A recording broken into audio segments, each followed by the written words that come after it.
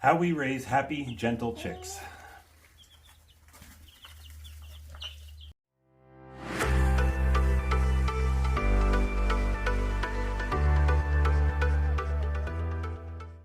Hey everyone, so today we just wanted to do a quick message and share how we gentle our chicks and get them ready for handling as they get older. Especially the roos, we kind of try and raise them to be as gentle and nice as possible. So yeah, we use a lot of mealworms from an early age, as soon as they can start eating solid foods, usually after that 3 or 4 days.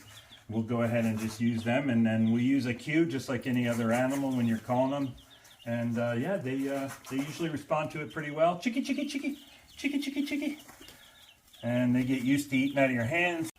So as a prey animal, they're always looking above and always expecting predators to come from above. So when you reach in and all they see is your predator eyes and your big hands, scary hands, that may tend to scare them away. You may make them a little bit more shy to being handled if you reach at them like that. So yeah, even from a very young age, when they first start feeding, you can get your hand down, and even if you don't have treats, they might just come over and check out what's going on. And that just gives you an opportunity to kind of scoop them up and handle them if you need to handle them. You don't want to just reach down and grab them necessarily. You want to try and give them an opportunity to come to you, kind of scoop them up. They like to have their feet under something, and especially when they're this young, their feathers are coming in, so it's quite uncomfortable for them to be grabbed and squeezed.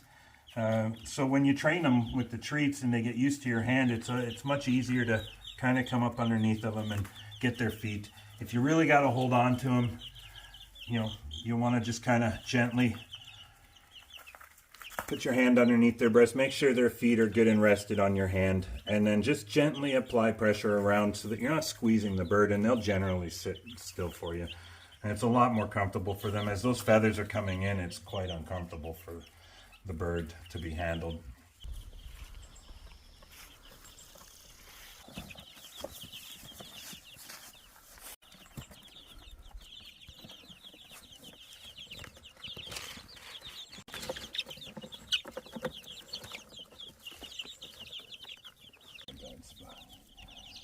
Come on.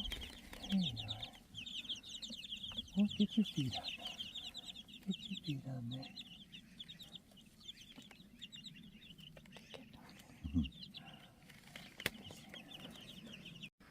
Okay, so here we are in our temporary chicken run for the baby chicks, and this gives them an opportunity to come outside and learn how to start free ranging.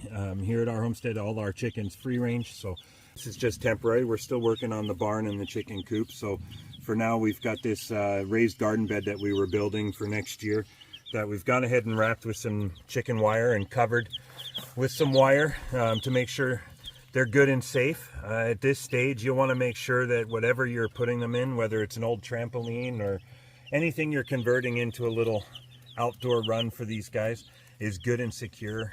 They are vulnerable to just about everything that you'll find outside. Other birds, especially your other chickens, your other hens, may attack them at this stage until they've gotten used to them being around. So it's a good opportunity to socialize the new chicks with the existing hens. So yeah, if you're gonna free range, this is a great way to do it. And then you can also practice your calling and getting them to come in at night. Chicky, chicky, chicky, chickies. Come on, chicky, chicky, chicky, chicky, chickies. And then, yeah, it just helps with the gentling process and helps let them get used to you and the other birds. And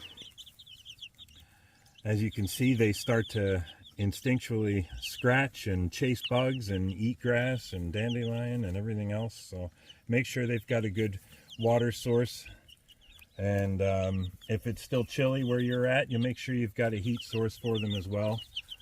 They still get quite cold at this stage, so you can see their feathers are coming in, and until they've got a full set of feathers, they won't be able to really regulate their temperature very well. So you want to make sure you keep them in a nice warm spot.